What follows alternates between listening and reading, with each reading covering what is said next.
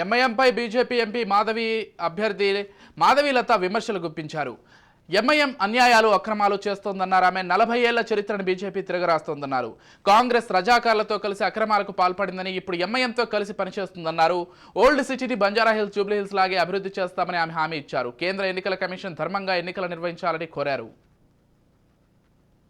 Parliament కార్యకర్తల సమ్మేళనం జరుగుతోంది. ఇది ఒక దేదీప్యమానంగా పండుగ లెక్క జరుగుతోంది. మాకు బూత్ లెవెల్ నుంచి జిల్లా అధ్యక్షుల వరకు ఉన్న ప్రతి ఒక్కరు బీజేపీ క్యాడర్ లో ఇక్కడ ఉన్నారు. మనకి ఈ రోజు ఎంత జోష్ లో అయితే, ఎంత హుషారుగా అయితే మా కార్యకర్తలు అందరు ఇక్కడ ఉన్నారో, దీంతో ఈజీగా చెప్పొచ్చు మనం హైదరాబాద్ ఈసారి భాజపాకే దొరుకుతుంది. ఈసారి గెలిచి అద్భుతంగా 40 ఏళ్ల చరిత్రను మేము తిరిగి తిప్పి రాస్తాం. మా కాన్ఫిడెన్స్ మా కార్యకర్తలేనయ్యా. అది కాక ప్రధానమంత్రి మోదీ గారు చేసిన ఇన్ని అద్భుతమైన కార్యక్రమాలు, ఏ ఎంఐఎం వాళ్ళు ఇప్పటిదాకా చేసిన ఎన్నో రకాల బూత్ లెవెల్ అన్యాయ అక్రమాలు, ఈసారి election commission, central election commission మనతో అంటే న్యాయం వైపు ఉండి ధర్మంగా ఈసారి పోలింగ్ కండక్ట్ చేయాలనుకోవడం, ఇవన్నీ చరిత్రలో ఒక విచిత్రాన్ని సృష్టించబోతుంది. తెలంగాణ మొత్తంలో కూడా కాంగ్రెస్ అన్యాయం చేస్తుందని అర్థం. రజాకార్లకు దగ్గరగా ఉండి వాళ్ళు చేసిన అన్యాయాల అక్రమాలను అర్థం చేసుకోకుండా వాళ్ళు ఇష్టం వచ్చినట్టు బతుకమ్మని అవమానం పడిచ్చినా కూడా, దేనికైనా కూడా వాళ్ళు ఎన్నన్నా కూడా మాకు పర్వాలి అని దులుపుకుంటూ పోయి, ఈ ఒక్క కాన్స్టిట్యున్సీయే కాదు 16 కాన్స్టిట్యున్సీ మొత్తం 17 కాన్స్టిట్యున్సీలు హైదరాబాద్ తో కలుపుకొని అన్నిటికీ